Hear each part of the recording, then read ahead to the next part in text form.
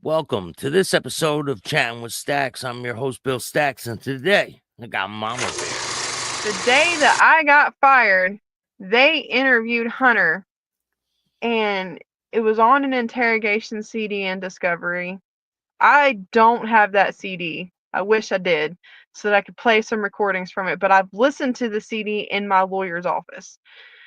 And he's not telling him anything at first, and then they just badger him and badger him and badger him. And then that's when he said, "All right, I'll tell you. We've had sex every day that she worked since I've been transferred to that facility." And I'm here. He tells me this first because I tell him I'm going to get the interrogation CD in my Discovery pack. And he was like, "Well, you need to break it and don't listen to it." Why? Why is he telling you that? Because he knows what he said on the tape. Because he knows, because he got it in his Discovery pack. So he knows what's on it. And then he just comes clean and he tells me, and I'm sitting here on the other end of the phone like you're the one who told them we did this, so you're the one who brought up these charges against me. And I'm just sitting here like, okay. And then he's reading through the Discovery pack when he gets his, and he calls me, "Hey, I find out who told on us. It was my baby mama." And what? How did she tell? So back in February, they were texting and on a phone call, and he tells her that he's seeing someone in the facility and that he's going to be a daddy again. He didn't say stepdaddy, he said daddy. And so she knew that it was wrong because her mother had worked in a prison before. So she calls the facility, "Hi, I'm Hunter baby mama. I'm the mother of our child, and I believe he's involved with someone in your facility, and I believe they've gotten them pregnant." And so that's why they asked me if I was pregnant. So she thought I was a commissary worker because she didn't know much about me because he wouldn't tell her my name. She was begging to talk to me because obviously we're planning to be together and I'm planning to be around their child. And she's like, "I want to know who's going to be around my child." And he even asked me one day, he was like, "Would you talk to my baby mama?" And I told him, I said, "From everything I've known about her, from what you've told me, she seems like a bunch of drama, and I know she's going to come out and attack me, and I don't want to deal with that right now. I've got so much on my plate. I've got my dad dying, I've got this indictment, I've got this falling apart relationship with my fiance. Like, I cannot handle much more right now. So I would rather wait until you get out and we can all sit down together and talk."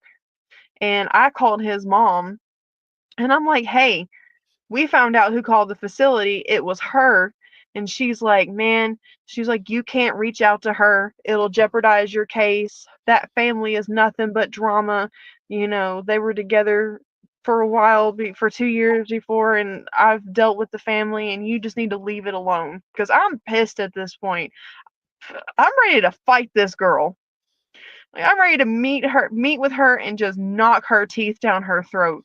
Because I'm just like, because if she hadn't have called, they wouldn't have started looking through the text messages and everything when they did. Yes, I probably would have been caught not that much longer after, but they Probably. didn't start looking into everything until after she called the facility. What happens when you go to court the next time? I go to the court and they keep pushing it off. I go to court in July. My lawyer calls me in August and she's like, "Hey, I got your first offer from the prosecutor's office." She was like, "Don't take it. It's not a very good offer." And I'm like, "Well, what's the offer?" And she said 13 years. What? 13 years in prison? Yes. They advise you don't take it. It's a bad deal. Yes. Because I tell her, I'm like, "I'll take the promoting contraband. I did that." I told her, I said, "I'll take that all day long because I did it." I said, "But I'm not taking this third-degree charge because I didn't do that. I'm not admitting to something I didn't do." And Why so I'm would they sitting here charge you with that? Why would they give because you that kind of charge when it's a consensual thing? because the statute for third degree R is a person in position of power with the person who cannot consent. So since he is a ward of the state, he cannot consent to anything. And so Oh. they're using that charge against me because, again, in the interrogation CD, he tells them, "Yes, we did this." First offer's 13 years. What do they come back to you with? They don't come back to another offer for me until the end of September because I go to court in August. And at this time, mine and Hunter's relationship was really rocky. Like we were fighting constantly. I don't have money to put on his books, so he's getting mad at me because I can't put money on his phone and everything. And that's when he comes up in August with the bright idea to convince me to sell myself. What? Yes, to get money. He's trying to convince you to start doing some crazy stuff to get money. Yes, he was like, if you do this, I know you're a good looking person. I know people's going to pay high prices and we're going to be rolling in it. And at first, I thought about it. This man has me so mentally messed up that I thought about it. That's But I just tell him, crazy. I'm telling him, I'm not doing this. Like, you can just drop it, leave it alone. And then I didn't text him for a couple of days because I refused to talk to him. He's trying to call me, he's trying to text me, and I'm hitting the button, declining it every single time. And so at this point, my mind is made up. Like, yes, he's saying that he's trying to help me, but he's trying to get me to do all this crap that I'm going to find a way to get out of this third-degree charge myself. I'm not going to use his help. I'm going to find a way myself. So I go to court in August and I tell my attorney, I'm like, you need to go to this facility, and this facility. You need to subpoena records. You need to go through to see when he's not mad at me and he tells me nothing happened, to the point when we start fighting and him saying, oh, you know what you did. You know what happened when you went into the closet with me that night. And he's so bipolar and getting so mad at me that he's constantly flip-flopping. So I'm sitting here, I'm like, I'm going to discredit this man, because he's still telling the prosecutors that we did this. And he took his plea deal at the end of August, and he got 3.5 more years. So he's going behind your back, telling them that what? So that's why they're offering you so much time. Yeah, so they offer him to drop the PFO charge if he takes the promoting contraband. And he said, well, I'm only going to take 3.5 more years. So the prosecutor looks at it, they have a meeting in the courthouse, and they agree to the plea deal.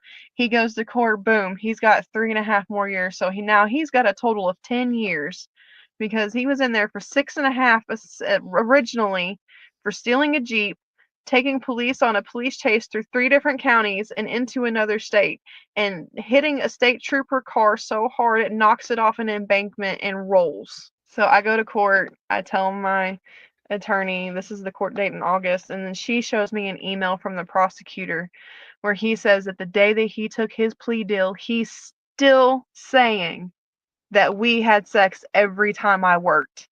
And that's when I brought up getting the subpoenas for all this information and for her to highlight and go through. And I said, no, you're going to see some sexual text messages. I'm not going to lie to you. And so I'm preparing you for that. Because they told me, they said, there's no way that we can stop you from talking to him because there's not a no contact order in place. Yeah. Like, if you want to talk to him, be in a relationship with him, we can't stop you. Just be smart about it. And so I'm like, okay, so I sit there and I tell her this, and I'm like, as soon as you get it, you need to send it to the prosecutor and show them how much he flip-flops and discredit this dude. And so she comes back and it's about a month. So September, she comes back with me and she's like, we got another offer. They want to amend the 3rd degree R to misconduct, which is a misdemeanor.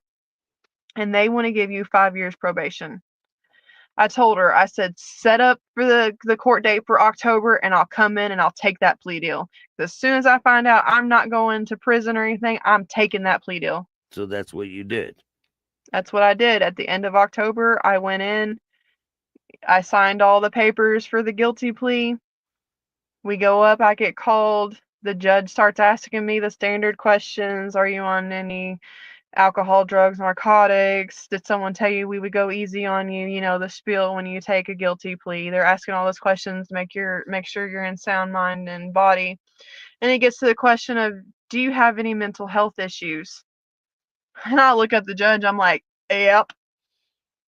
And he's sitting there looking at me like, what are your issues? What's going on here, ma'am? And I'm like, I have borderline personality disorder. I've been diagnosed PTSD. I've been diagnosed major depression and severe anxiety along with OCD. And the judge at the bench hears me say this and looks at me and goes, I'm like, in my head thinking, yeah, bro, I know. It's a lot. It's a lot. And they hired you in a facility to look And over inmates.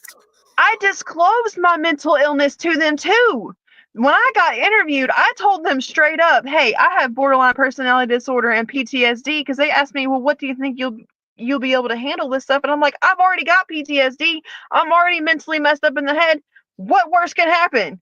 I'm So already I looking told over a them, bunch of other people, right? yeah, like I have 4 children. And they're like, okay, well, and they still hired me.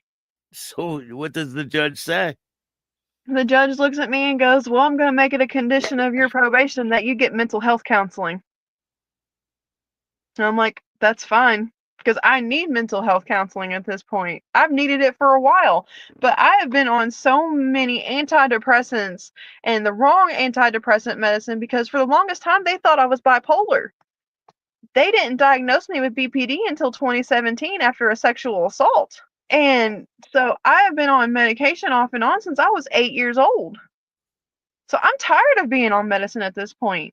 I don't want to do it. I've tried to do therapy like 5 different times. Every time I get in good with the therapy and the therapist, they either leave the practice or I just stop going because I feel better.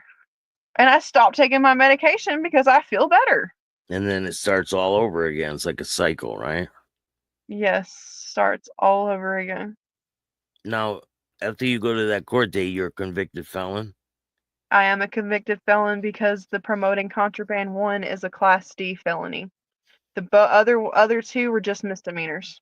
What ends up happening with you and your fiance? So in May, after my father passed away, we split up. We were split up for about 6 months. I was jumping from couch to couch because I didn't have a home, because I got evicted in July of my apartment. And he was trying to convince me to get an apartment with him, and that we were going to try to keep the nuclear family unit together. And I'm sitting here like, no, because I'm seeing someone at this point and it's going really well. Until October, when the beginning of October, before I even take my plea deal, the guy I was seeing throws me out because he wants his ex-wife to come back home because they was in the middle of a divorce. So I'm officially homeless with my 2 children at this point. I call my fiance and I'm like, hey, I need help. I'm going to be homeless. Me and the boys are going to be homeless. We don't know what to do. And at this point, he's living in a van in the woods. He doesn't even have a house. Wow. And he's looking at me like, how am I supposed to help you when I can't even help myself? He says, hold on a second. Let me call my pastor of my church. He's going to call you and we'll talk about it. The pastor of his church calls me, asks me about the situation. I tell him what's going on. He goes, okay, I'm going to get a hotel room for a week for you and the boys. And if your fiance wants to come stay with you, he can.